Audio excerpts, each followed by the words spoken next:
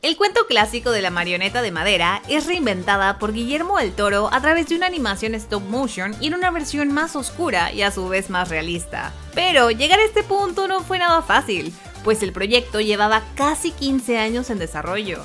Para Guillermo del Toro, esta historia es demasiado personal, pues ha dicho que con ningún otro personaje había tenido una conexión tan profunda como con Pinocho, y por eso desde siempre había querido realizar esta cinta. Desde el 2008, el director anunció que estaba trabajando en la película y que su estreno estaba programado para el 2013 o 2014, pero entró en lo que se conoce en la industria del cine como infierno del desarrollo, o sea, se estancó pues. Y fue hasta el 2017 que se anunció a Patrick McHale como coescritor del guión, pero luego la producción fue suspendida definitivamente porque ningún estudio estaba interesado en financiarla. Y ahí fue cuando entró Netflix al rescate solo un año después. En el 2018, la producción fue rescatada por el gigante del streaming y lo demás es historia, o más bien dicho, está haciendo historia, porque con 1 hora y 57 minutos es la película de animación stop motion más larga que existe y también se convirtió en la cinta más vista de Netflix a nivel mundial, sin dejar de lado el hecho de que este filme es también el primer largometraje animado dirigido por Guillermo del Toro. Hola, bienvenidos a Popcorn News, mi nombre es Mariana. Recuerden suscribirse a este canal si aún no lo han hecho y activar la campanita para que YouTube les notifique cada vez que subimos un video nuevo. En este video te contaremos algunas curiosidades de Pinocho de Guillermo del Toro.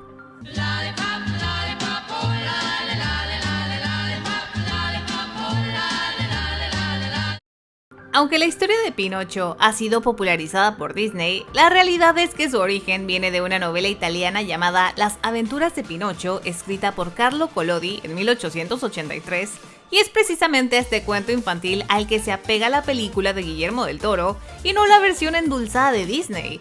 Y esa es la razón del por qué hay tantas diferencias entre ambas y el que se tomaran tantas libertades creativas también, como agregar personajes nuevos o explorar temas más sombríos como el alcoholismo, la guerra, la violencia y la muerte. Del Toro contó en el especial de Netflix que buscaba hacer su propia versión y no una adaptación más para poder hablar de temas que lo conmueven profundamente, como lo es su relación con su padre. La música está a cargo de Alexandre Desplat, quien utilizó únicamente instrumentos de madera para las sesiones de grabación e incorpora también 10 canciones originales para la película. Y debido a que es una versión totalmente alejada de la de Disney, es por eso que omiten las canciones más populares del clásico que son Sin hilos y La estrella azul, porque 1, no tienen los derechos y 2, que es lo más importante, no va con el estilo de la película de Guillermo del Toro. Antes de llegar a Netflix, Pinocho tuvo su estreno oficial en cines, pero únicamente en cines selectos el pasado 24 de noviembre porque las cadenas grandes pasaron, a pesar de que al principio Cinemex sí lo había anunciado. Al final se retractó y aunque no aclararon el porqué, al parecer tiene que ver con el espacio entre el estreno en los cines y su llegada a plataformas digitales, pues supuestamente se requieren de un mínimo de 9 semanas de diferencia. Y Pinocho, al llegar a Netflix el 9 de diciembre, pues a lucha son 2 semanas de diferencia. El aspecto de esta cinta está inspirado en el arte caricaturesco de Chris Grimley, específicamente en el libro de Pinocho de 2002 que se encargó de ilustrar, y por ende Grimley también estuvo a cargo del diseño de los personajes y además se desempeñó como productor de esta cinta. Pero para equilibrar la cosa, tomaron también un poco de inspiración de otros pintores como Norman Rockwell y Andrew Wyeth, conocidos por su trabajo realista. A diferencia de las otras versiones de Pinocho, la versión de Guillermo del Toro tiene lugar en Italia en 1916 durante la Gran Guerra y el gobierno de Benito Mussolini, el primer ministro fascista italiano que gobernó como un dictador. Por lo tanto, tiene un enfoque mucho más político que las otras adaptaciones. Pinocho es el único personaje que se imprimió completamente en 3D. Mientras que los otros personajes tienen diferentes tipos de animación facial, para Pinocho se imprimieron cada una de sus caras para cada una de sus expresiones, al igual que imprimieron también todo su cuerpo, lo que lo convierte en la única marioneta que se ha impreso completamente en una impresora 3D. Pinocho comienza exactamente de la misma manera en la que termina, con una piña cayendo de un árbol que, como nos dejan ver en esta cinta, tiene un gran significado. La película inicia de una manera muy diferente a la que nos siguen acostumbrados al contarnos de la gran depresión que siente Geppetto por haber perdido a su único hijo Carlo durante la guerra que cabe destacar, este es un personaje totalmente nuevo y seguramente su nombre fue elegido como un homenaje a Carlo Collodi, el creador del cuento de Pinocho. Pero esta no es la primera adaptación donde abordan una historia de fondo de Geppetto y la pérdida de su familia. Curiosamente, en el live action de Disney, que también se estrenó este año, hablan también sobre el hijo fallecido de Geppetto y justo basa a Pinocho en él. Y aunque en ambas versiones crean a la marioneta por la misma razón, la diferencia es el sentimiento. Geppetto de Disney lo hace desde el amor. Mientras que en la versión de Netflix, no nace como un acto de amor, sino que tenemos a un Geppetto lleno de rencor y sufrimiento, y es que de acuerdo con Del Toro, Geppetto es la representación del dolor de un padre tras la pérdida de su hijo. Nos dejan ver a un hombre que comete errores y no solo trae una marioneta perfecta, sino al contrario. Este Pinocho está lejos de ser perfecto por las condiciones en las que lo crea.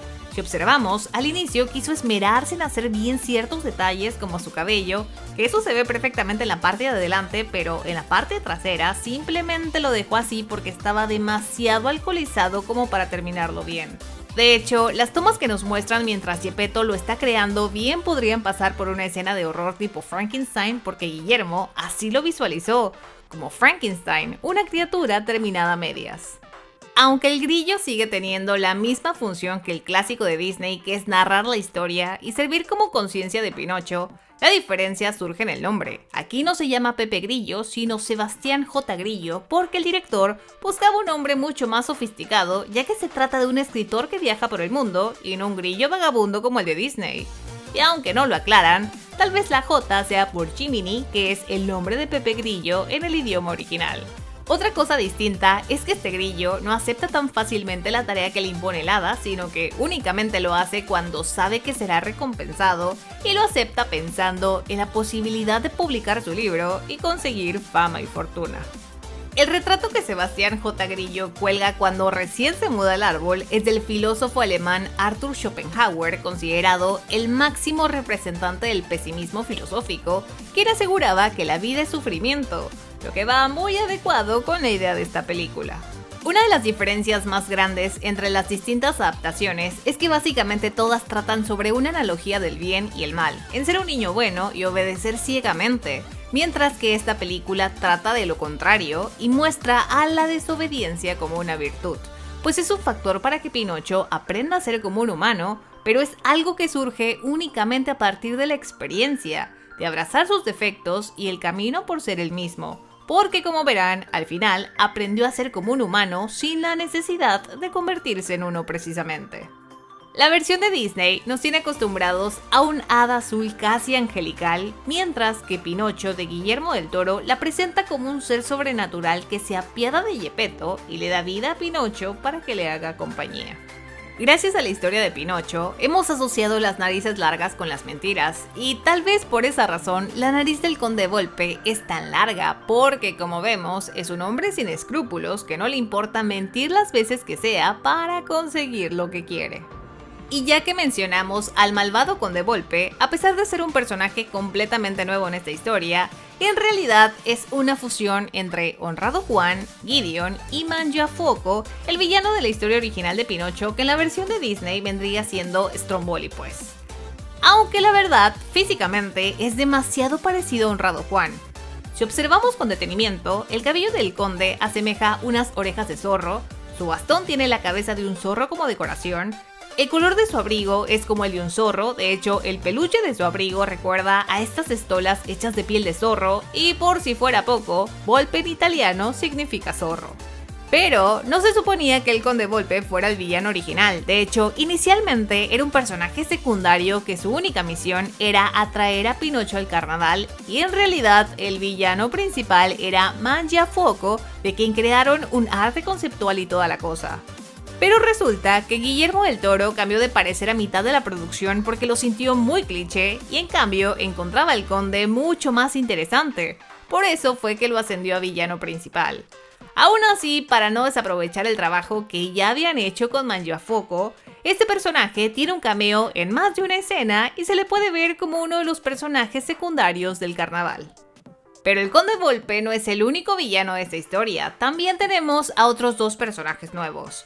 Uno es el mismísimo dictador Benito Mussolini y Podesta, que aunque es secundario sigue siendo malo, y es un funcionario del gobierno italiano fascista que se dedica a reclutar niños para convertirlos en soldados y enviarlos a un campo de entrenamiento que vendría siendo la contraparte de la Isla de los Juegos en la versión de Disney.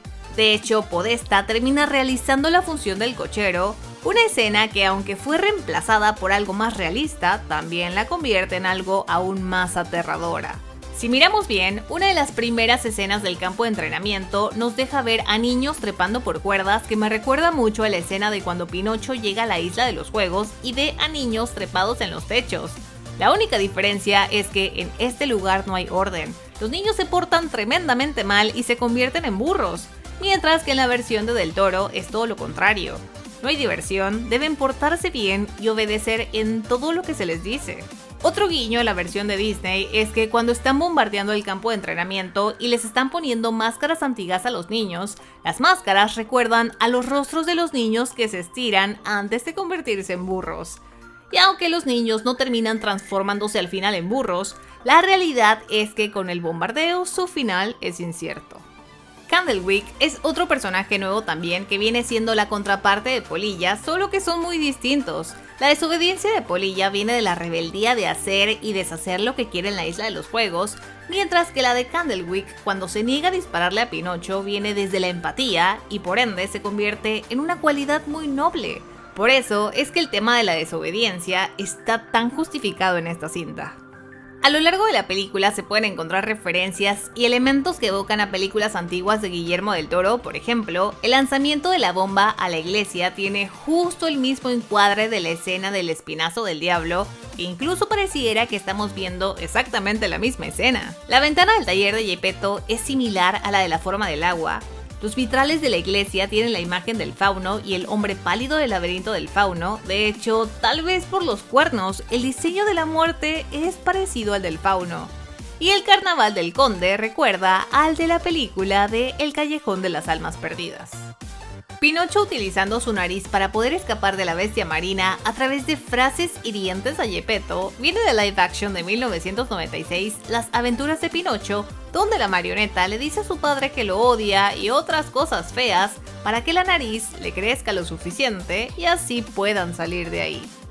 Pareciera que Sebastián, al igual que Pinocho, tiene un pacto con el más allá, ya que el pobre se la pasa recibiendo 1000 golpes en toda la película. Lo interesante es que hay una escena que involucra un martillo que seguramente es un guiño a su destino original en el cuento, donde el grillo muere casi de inmediato luego de que Pinocho lo aplasta con un martillo cuando este intenta corregirlo. La muerte es uno de los temas más importantes que se tocan en esta cinta. De hecho, la muerte en sí es un personaje y básicamente toda la película es una metáfora de la vida y la muerte, lo que se aleja por completo de la versión de Disney. Y aunque Pinocho muere en más de una ocasión, la muerte nos explica que no puede morir realmente porque es un objeto que, para empezar, nunca debió tener vida. Y si bien al principio Pinocho se emociona por ello, en determinado momento lo vemos sacrificando su inmortalidad para poder salvar a su padre, y es el hada al final quien le brinda una segunda oportunidad gracias a Sebastián. Pero no, al final no se convierte en un niño de verdad como en las otras versiones. De hecho, Pinocho ni siquiera lo desea. Está feliz siendo tal cual es. Su única intención es que lo amen por ser quien es y lo logra, porque Pinocho en realidad nunca cambia, sino que los que cambian son los que están alrededor de él porque el amor los transforma. Y es curioso porque al principio todos buscaban cambiarlo, especialmente Geppetto, quien no paraba de compararlo con Carlo. Al final fue Pinocho quien logró cambiar a Geppetto, quien terminó aceptándolo tal cual es. Spazzatura, quien a pesar de que parecía no tener remedio, en un punto defiende a Pinocho y hasta lo ayuda a escapar del conde. Incluso cambió también a Sebastián, quien al principio era bastante egoísta porque solo había aceptado cuidarlo para obtener su deseo a cambio, y al final utiliza su deseo para que Pinocho obtenga una oportunidad más. Finalmente vemos que Pinocho lamentablemente ve morir a los suyos, pero lo acepta como el ciclo de la vida. Es resiliente y es entonces cuando decide ir a recorrer el mundo, pero siendo consciente también de su propia mortalidad, como nos ocurrirá a todos algún día. Cuéntenme en los comentarios, de todas las versiones de Pinocho que existe, ¿cuál es su favorita hasta este momento? Por aquí abajo les dejamos todas nuestras redes sociales. Mi nombre es Mariana, nos vemos en el próximo Popcorn News.